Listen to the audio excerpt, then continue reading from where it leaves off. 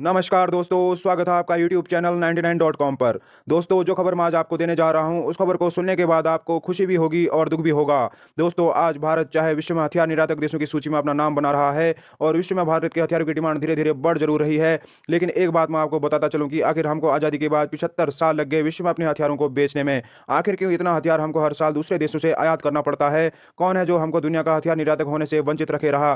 तो दोस्तों, इसके पीछे जो सबसे बड़ा कारण है, वो है हमारे देश के करप्ट नेता, जिनकी बदौलत आज भी हम विश्व में इतने पीछे हैं और हर साल 40,000 करोड़ से ज़्यादा के हथियार हमको दूसरे देशों से आयात करने पड़ते हैं। दोस्तों, आपको जानकर हैरानी होगी, हमारे देश का सबसे पहला डिफेंस घोटाला 1948 में हुआ था और उस समय हमारे देश के डिफेंस मिनिस्टर थे वीके कृष्णा मेनन। और आगे आने वाले वर्षों में भी हमारे देश के रक्षा क्षेत्र में हजारों करोड़ के रक्षा सौदा घोटाले होते रहे। दोस्तों, आपको इस बात पर गुस्सा जरूर आएगा कि किस प्रकार एक विकासशील भारत को नेताओं ने अपना गुलाम बना के रखा और दलाली के दलदल में फंसकर देश को खरबों रुपए का नुकसान पहुंचाया।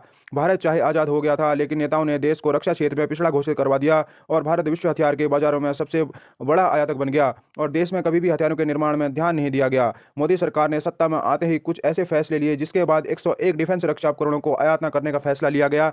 बाद में इन सबका रिव्यू करके टोटल 209 रक्षा उपकरणों को आयात न करने का फैसला लिया गया। भारी मात्रा में भारत में ही हथियारों के निर्माण पर जोर दिया गया।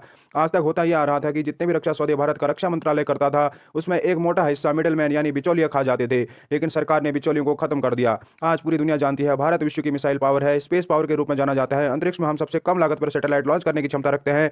समझने वाली बात यह है कि आज भारत तेजी से रक्षा उपकरणों का निर्यात कर रहा है और ज्यादा से ज्यादा स्वदेशी कंपनियों को खड़ा कर रहा है। रक्षा क्षेत्र की बड़ी कंपनी कल्याणी ग्रुप, जो कि एक प्राइवेट क्षेत्र की कंपनी है, उसको आर्मेनिया से पिनाका रॉकेट सिस्टम और हैवी आर्टिलरी सिस्टम खरीद के ऑर्डर प्राप्त हुए। दोस्तों, एक बात मैं आपको बताता चलूं कि आर्मेनिया और अजरबैजान के बीच भयंकर तनाव हमेशा बना रहता है और तुर्की हमेशा अजरबैजान को भारी मात्रा में हथियार मुहैया करवाता रहता है। तुर्की के हथियारों को मुंहतोड़ जवाब देने के लिए आर्मेनिया भारत से हजारों करोड़ के रक्षा सौदे कर रहा है। ये भारत के लिए अच्छा भी है। दोस्तों, अगर हमको दुनिया में सबसे ताकतवर होना है तो भारी मात्रा में भारत में ही हथियारों के निर्माण पर जोर देना चाहिए, क्योंकि भारत हमेशा से ही दो कट्टर दुश्मनों से घिरा रहा है, चीन और पाकिस्तान। इसलिए दोस्तों, भारत को अपने पैर पर खड़ा होना ही होगा। दोस्तों, उम्मीद